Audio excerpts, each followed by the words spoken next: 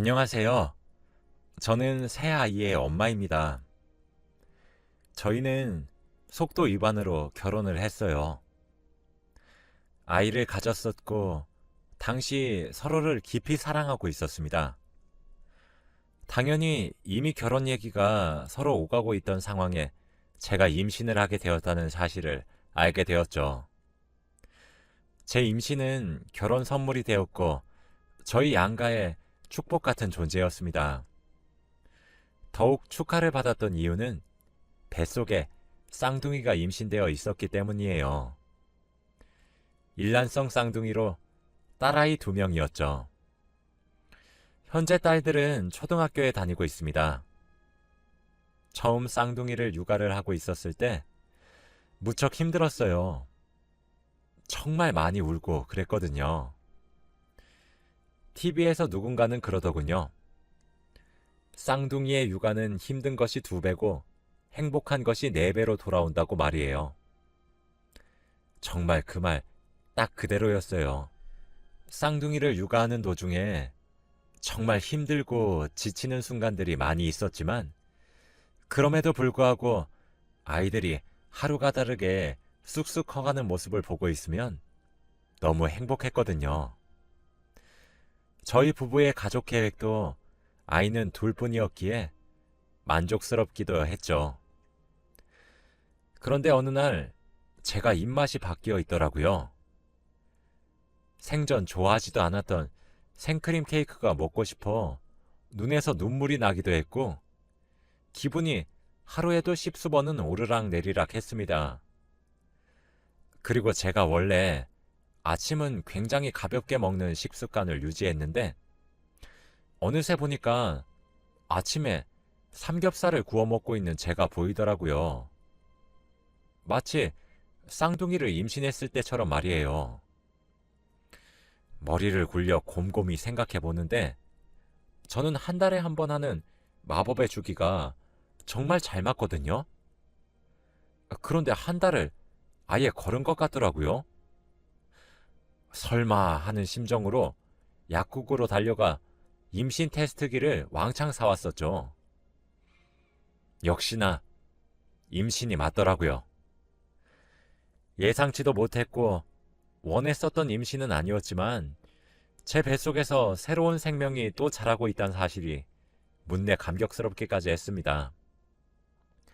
딸아이들이 7살이 되었을 때 임신을 했죠.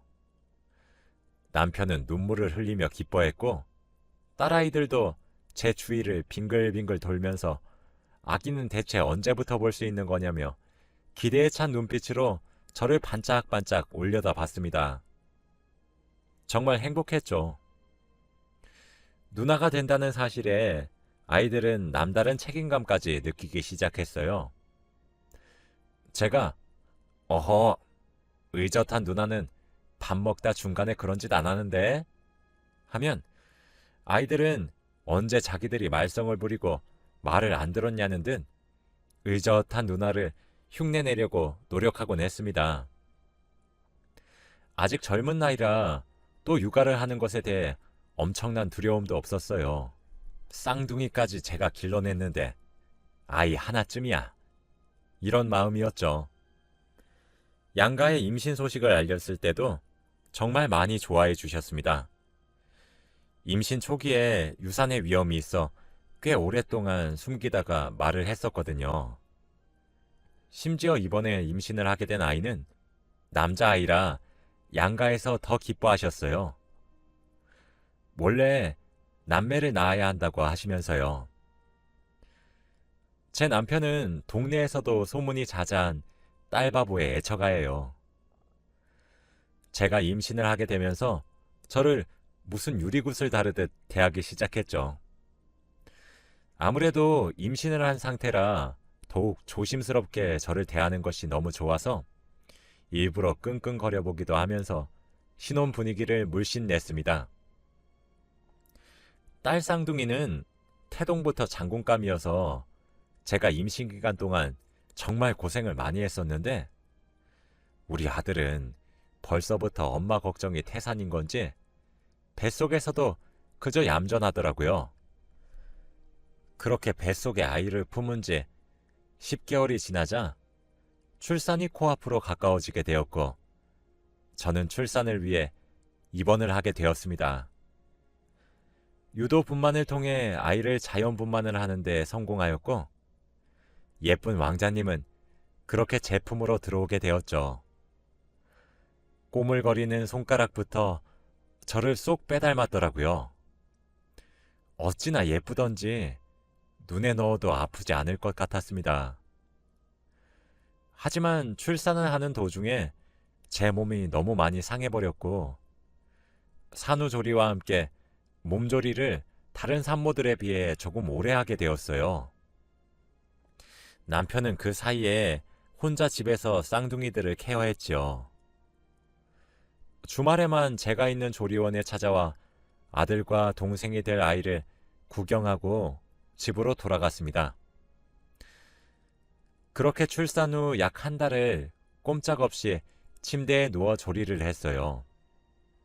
그리고 조리원을 퇴소해 집으로 돌아왔습니다. 하지만 이미 제게 쌍둥이 딸아이들이 있었고, 그 아이들을 케어하면서 신생아를 동시에 케어하는 것은 정말 지옥 같은 난이도였죠. 사실 딸아이들은 너무 장군감이었고, 아들이 너무 순했어요. 누워있는 신생아인 제 아들은 조리원에서도 순하다고 소문이 날 정도였거든요. 사실 아들이 그렇게 순해서 제가 힘들다는 것이 거기서 끝났지, 아들도 예민했으면 정말 정신을 잃었을 정도였죠. 시댁과 친정에서도 제가 너무 많이 힘들어하니까 아이 셋의 육아를 도와주고 싶어 하셨으나, 저희 집의 사정을 도와주실 시간적 여유가 양가 모두 없으셨습니다. 그래서 그 대신으로 저희 집에 시댁과 친정에서 금전적인 지원을 조금 해주셔서 그 돈으로 산후도우미를 부르기로 결정을 했어요. 경제적으로 돈의 지출은 많아질 수 있겠지만, 제가 정말 딱 죽겠다 싶을 정도로 힘이 들어서 제가 먼저 잘못되겠다는 생각이 들 정도였거든요. 그래서 저희는 지인들에게 추천받은 산후도우미 업체에 연락을 했고, 저희 집에 산후도우미가 오게 되었습니다. 저희가 고용한 산후도우미는 산모와 신생아를 케어하고 저희 집 가사를 지원해주는 서비스였어요. 물론 비용은 꽤 많이 비쌌습니다. 비용이 많이 비싸 오랜 시간을 부를 순 없었지만, 그래도 그 도움을 주시는 몇 시간 동안은 제가 숨통이 트이니까 해볼만 했죠. 그렇게 시간이 흘렀어요. 아들이 태어났을 때 딸아이들은 초등학교에 갓 입학을 했었던 때였죠. 아이를 출산을 한 후에도 의사 선생님께서 저는 자주 걷는 운동을 하셔야 한다고 추천을 해서 쌍둥이들의 등하교를 제가 손을 잡고 데려다 주었다가 데리러도 가는 식으로 나름 생활용 운동을 하고 있었거든요.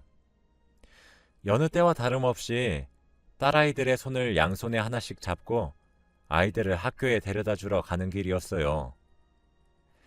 교문 앞에 다 와서 아이들과 빠빠이 하며 손을 흔들고 집으로 돌아가려는 그때 갑자기 남편에게 전화가 한 통 걸려왔습니다. 원체 자주 전화를 걸어오는 남편이라 그때도 별 대수롭지 않게 여보세요 하며 전화를 받았죠. 그런데 전화기 너머 들리는 남편의 목소리는 다급해 보였고 횡설수설해 보였습니다. 저도 덩달아 마음이 조급해졌고 남편을 다그치며 설명을 요구했어요. 그런데 세상에, 남편에게 들려왔던 전화 속 진실은 정말 끔찍한 수준이었습니다. 사실 저희 부부는 집에 가정용 CCTV가 거실과 아이들의 공부방에 설치가 되어 있어요. 저희 남편의 딸 사랑이 만들어낸 것이죠.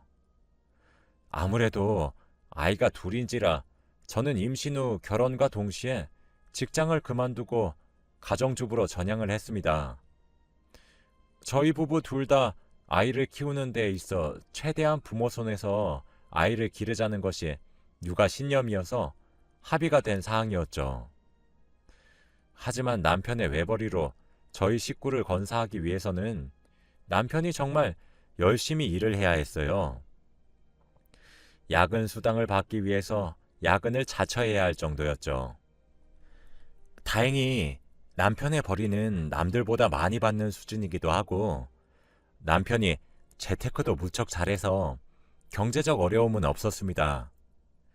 하지만 남편이 일을 하면서 가장 크게 겪게 된 어려움은 자신이 사랑하는 아이들의 얼굴을 평일엔 항상 자는 모습만 지켜봐야 된다는 것이었죠. 그래서 남편은 일하는 도중에도 자신이 너무 힘들고 지칠 때 자신의 아내인 저와 아이들의 모습을 보며 기운을 차리고 싶다면서 가족용 CCTV를 설치하자고 제안을 하더라고요. 그리고 저도 아이들의 안전상 문제로 설치하는 것이 좋을 것 같다는 생각에 동의했습니다. 그런데 그때 남편은 출근을 하고 난 뒤 회의를 앞두고 저와 아들이 보고 싶어서 가정용 CCTV를 휴대폰으로 켰다고 해요. 하지만 저는 온데간데 없어서 우리 딸내미들 학교에 데려다주고 벌써 도우미가 오셨구나 라고 생각을 하고 있던 찰나에 산후 도우미가 태어난 지 얼마 안 된 아들을 강하게 학대하는 모습을 보았다고 합니다. 그 모습을 보자마자 남편은 당장 회사를 뛰쳐나오며 제게 전화를 걸었고 전화를 받은 저도 다급히 집으로 향했습니다. 어쩐지 이상했어요. 아들은 순한 수준이 아니라 거의 묻어난 수준이라서 잘 울지도 떼를 쓰지도 않았고 칭얼거리는 것도 다른 아이들보다 덜했습니다. 처음엔 발달이 늦는 것은 아닌가 걱정했었는데 타고난 천성이 순하다고 하시더라고요. 조리원에서도 저희 아들이 가장 수월하다고 할 정도였으니 말 다 했겠죠. 그런데 그런 아들이 도우미를 부르고 난 뒤부터 시도 때도 없이 자지러지는 울음을 터뜨리기도 하고 투정을 부리기도 시작해 저도 많이 당황스러웠거든요. 이미 산후 도우미가 오기 시작한 지 일주일도 넘게 흐른 상태에서 남편이 우연한 기회로 학대 현장을 보게 된 것이었죠. 다급히 집으로 뛰어가듯 들어갔습니다. 그랬더니 도우미는 오늘은 빨리 돌아오셨네요? 라고 아무렇지 않게 우는 아이를 어르고 있더라고요. 제가 도착하고 몇 분 지나지 않아 남편도 다급히 집으로 뛰어들어왔죠. 저는 도우미로부터 제 아이를 바로 빼앗아 제가 안았어요. 남편은 머리 끝까지 화가 나 있었고 전 눈물밖에 나오지 않았지요. 남편은 가정용 CCTV가 거실에 달려 있었다는 사실을 밝히면서 방금 도우미인 당신이 아들에게 하고 있었던 모든 사실을 알고 왔다며 경찰을 부르겠다고 화를 내기 시작했어요. 저희 남편이 저와 아이들에겐 정말 다정하고 큰 소리 한번 내지 않지만 진짜 무서운 사람이거든요. 제가 뺐다시피 안아든 아들을 보니 아이가 얼마나 온 힘을 다해 울음을 터뜨린 것인지 얼굴에 실핏줄이 터져 있었습니다. 경찰을 부르기 위해 남편이 전화기를 꺼내들자 도우미는 바로 다급히 무릎을 꿇고 빌기 시작했어요. 사장님, 사모님, 한 번만 용서해 주세요. 대신 지금까지 결제하신 금액 전액 환불해드리고 그 기간 동안 도우미는 공짜로 해드릴게요. 네? 제가 정말 미쳤나 봅니다. 정말 죄송해요. 라며 머리를 쿵쿵 바닥에 찌으며 저희에게 싹싹 빌기 시작했고 남편은 그런 도우미를 저희 집안에서 무식하게 끌어냈습니다. 놀란 가슴을 진정시킨 뒤 아이를 병원에 데리고 가서 진료를 받았어요. 엑스레이도 찍고 할 수 있는 검진이란 검진은 다 한 것 같습니다. 신생아는 머리뼈도 덜 붙은 상태라 혹시 뇌에 손상이라도 가면 어떡하는 것인지, 나는 엄마의 자격이 있는 것인지 싶어 진짜 억장이 무너져 내렸고 스스로를 자책만 했어요. 아이를 검진했던 결과 오른팔과 왼쪽 다리뼈에 금이가 있었고 왼쪽 손의 손가락 2개는 골절이 되어 있었습니다. 거기에 그치지 않고 아들의 몸 구석구석에도 얕은 멍자국들이 발견되었죠. 현재로서는 뇌에 손상이 간 것으로 보이지는 않지만 그래도 주기적으로 뇌에 이상이 있는지 없는지 검사를 받아야 될 것 같다고 하시더라고요. 저와 남편은 집으로 돌아왔습니다. 속에서 천불이 나더군요. 어차피 저희가 현재 도우미를 부르기 시작한 지 일주일이 조금 넘었지만 그간의 영상들이 다 녹화가 되어 있었기 때문에 저와 남편은 컴퓨터로 영상들을 보기 시작했습니다. 정말 그동안 아무것도 몰랐던 저와 남편은 아들에게 얼마나 죄스러웠는지 몰라요. 도우미는 제가 아이들을 등교시켰던 그 순간이나 제가 아이를 도우미에게 맡기고 방으로 들어가 낮잠을 자는 순간처럼 제가 아이 곁을 비웠을 땐 신생아를 무슨 인형이나 짐짝을 다루듯이 다뤘더군요. 이보다 학대의 정황이 뚜렷할 수는 없었습니다. 저는 차마 끝까지 녹화된 영상을 볼 수가 없었어요. 남편은 화가 나서 손등의 핏줄이 다 튀어나올 정도였죠. 아이에게 일주일이 조금 넘는 시간은 지옥과도 다를 바 없었던 것이었어요. 가슴이 찢어지는 마음이 딱 이런 기분이구나 싶었습니다. 저희는 당장 그 악마도 고개를 절 도우미를 고소하기로 했어요.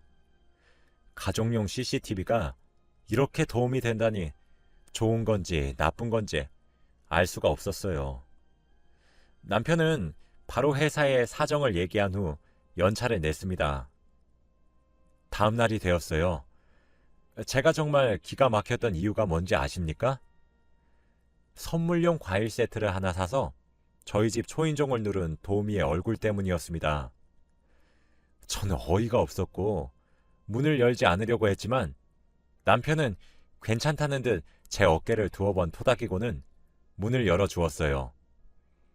도우미는 그깟 것들이 사과의 선물이라며 저희에게 제발 받아달라고 허리를 숙였고 한 번만 봐달라고 싹싹 빌기 시작했습니다.